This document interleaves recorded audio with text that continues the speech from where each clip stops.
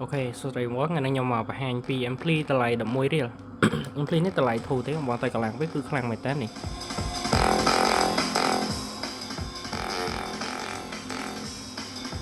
ចាំមកវាអត់បាន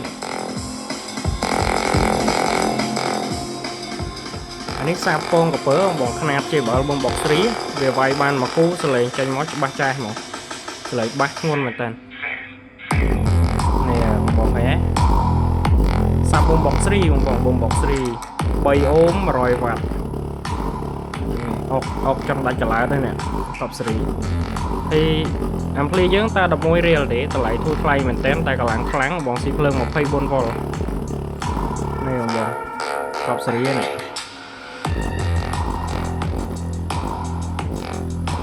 អូសលេងដល់កដាក់ចូលធុងមានផាស៊ីវសលេងជាតិមែនទែនហ្មង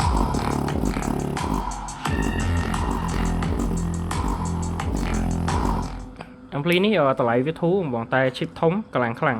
ស៊ីភ្លើងពី12ទៅ24វ៉ុលអាចភ្ជាប់ប្រេច្រៀងបានបងនេះភ្ជាប់មីក្រូហ្វូនច្រៀងបានណាសលេងកប់ស្រីហើយ ZK 502 MT ទិញទៅមានប្រអប់ចែងបងមានប្រអប់មានគ្រឿងក្នុងមានខ្ចៅទៅមកកាផ្លេហើយនឹងការ៉បមិនទៅលាតចឹងណាទៅចង់ឲ្យអ្នកលក់តឡាងឲ្យក៏បានឬតឡាងលេងខ្លួនឯងក៏បានងាយបងប្រហែលទេទៅមានតូលវីសមានអីទៅឲ្យមកកាផ្លេទៀតហើយអាំភ្លីក៏យើងមានតិចដែរបងនៅសល់តិចដែរទេតែមិនបាច់ភ័យទេបងអស់ស្តុកខ្ញុំយកបាត់ទៀតដែរគ្រាន់ថាត្រូវរងចាំមួយថ្ងៃ2ថ្ងៃចឹងណាតែក្របសាប់នេះខ្នាតបូមបុកស្រីកប់សេរីនេះមេដៃឡើងប្រព័ន្ធខាងមុខវា3អូម100វ៉ាត់មេដៃធំអានេះធំធ្ងន់ហើយសលេងជាតិមកសលេងវាដាក់ផាស៊ីវមកគូទៀតហើយអានោះឈុតដែលយើងរៀបបងឈុតបាសរៀបមានមកកណោអូប៉ឡក៏មានដែរអូប៉ឡអានោះពីទឹកហើយអានេះខ្នាតប្រវែងវាដូចជា18អានេះកម្លាំងខ្លាំងបងលេងផាស៊ីវមកគូសូឡូ2ក្រោយ2កប់សេរីហើយអ្វីដែលសំខាន់គឺអាំភ្លីលេងបងអាំភ្លីទូចមែនតែកម្លាំងខ្លាំងហើយឈីបធំអត់ស្អីក្តៅទេបង